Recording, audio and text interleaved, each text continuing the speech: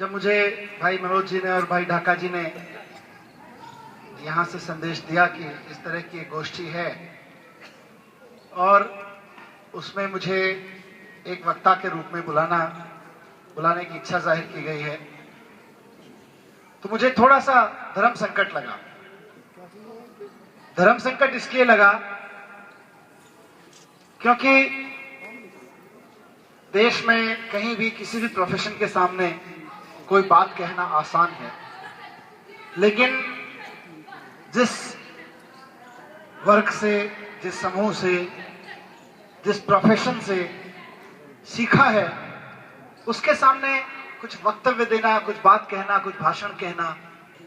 मैं आज भी आप सबके सामने आपका उसी स्टूडेंट के जैसा हूं, जिसको आप इसलिए नहीं सुनते थे कि वो कोई नई बात कहेगा, बल्कि इसलिए सुनते थे कि आप ही के बताए गए, आप ही के दिए गए पॉइंट्स पर मैं और मेरे जैसे कुछ साथी भाषण देते थे, और आप उनको इसलिए सुनते थे कि हमारे बताए गए पॉइंट्स पर कौन अच्छा बोला।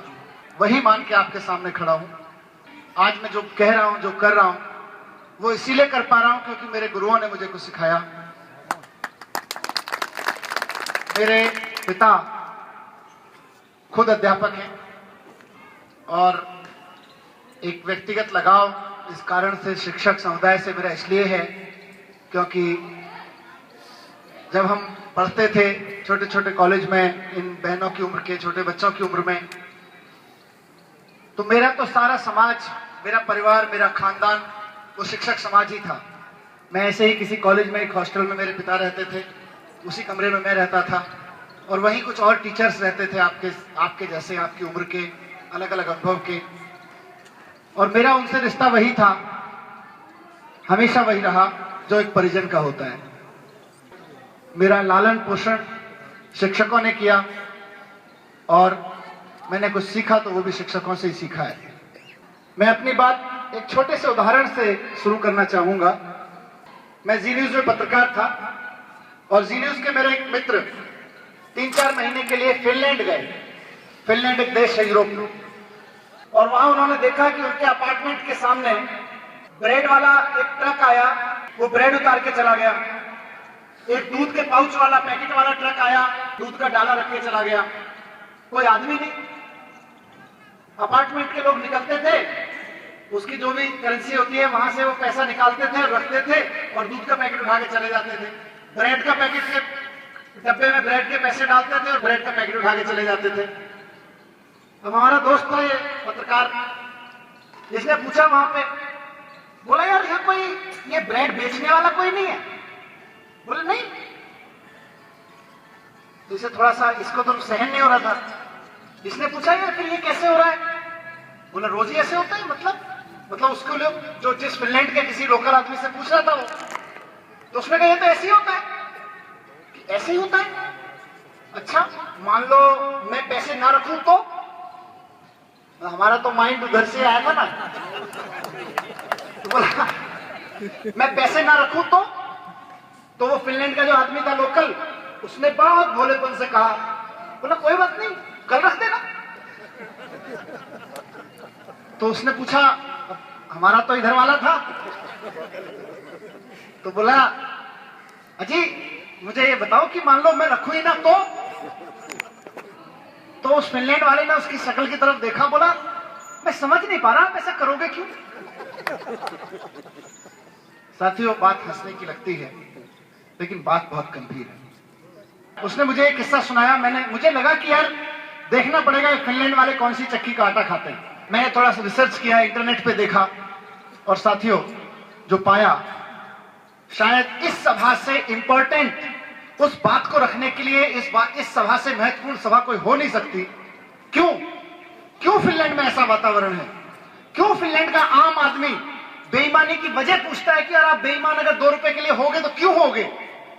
क्योंकि फिनलैंड में शिक्षक वहां का सबसे महत्वपूर्ण आदमी है। फिनलैंड की व्यवस्था में, मैं थोड़ा भारतीय संदर्भ में करूं, आईएएस सबसे महत्वपूर्ण नहीं है।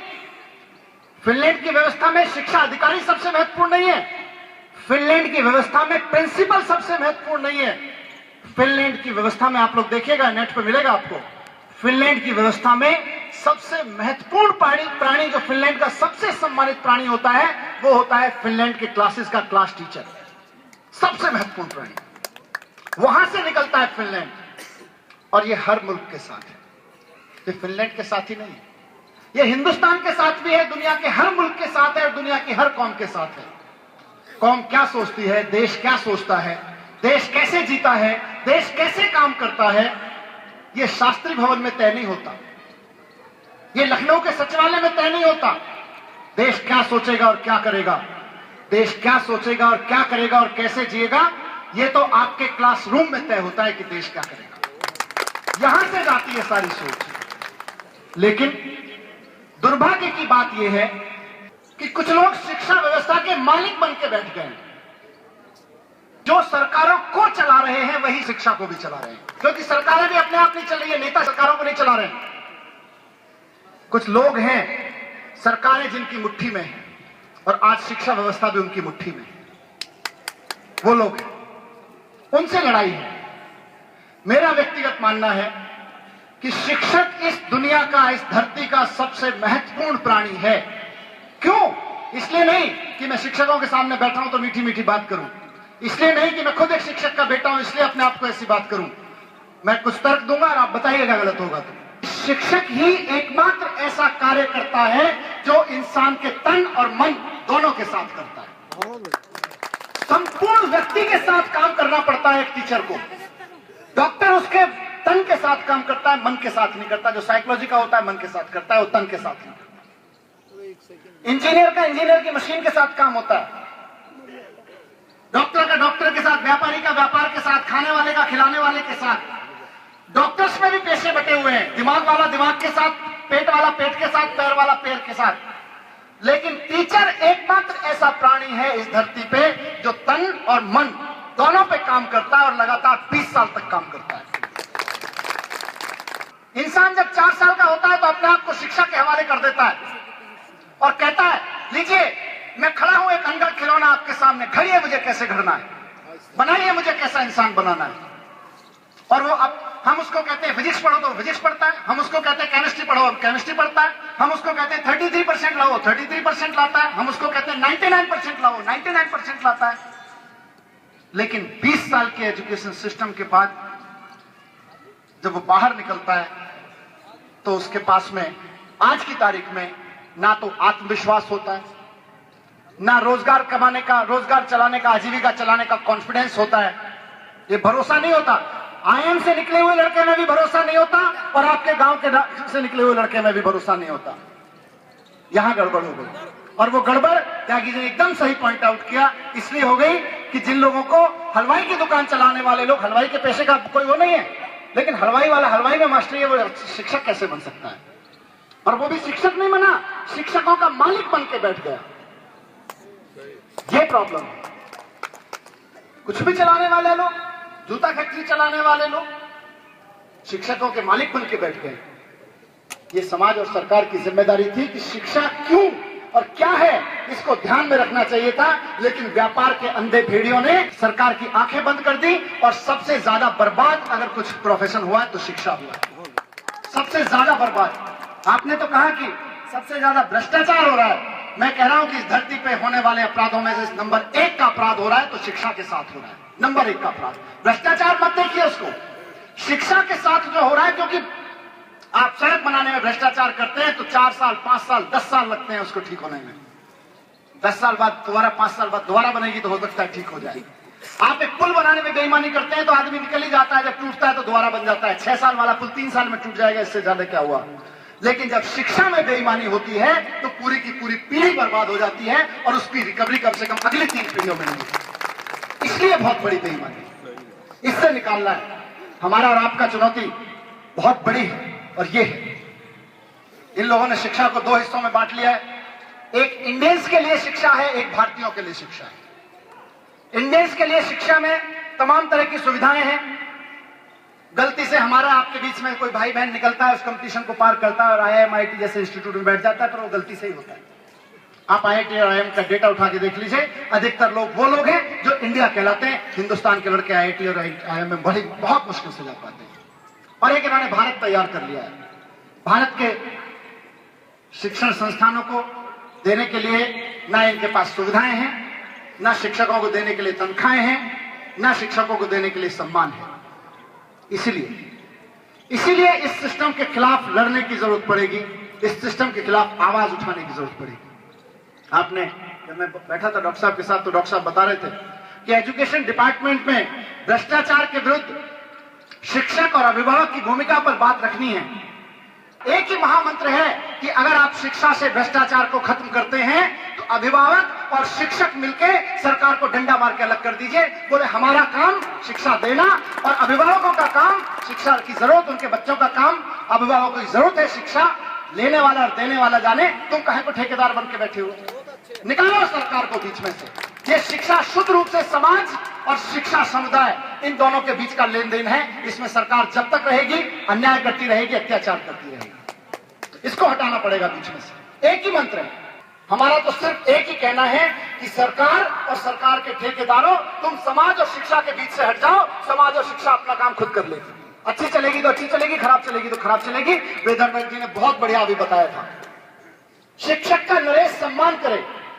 कौन नरेश? आज का जिला शिक्षा अधिकारी वो नरेश।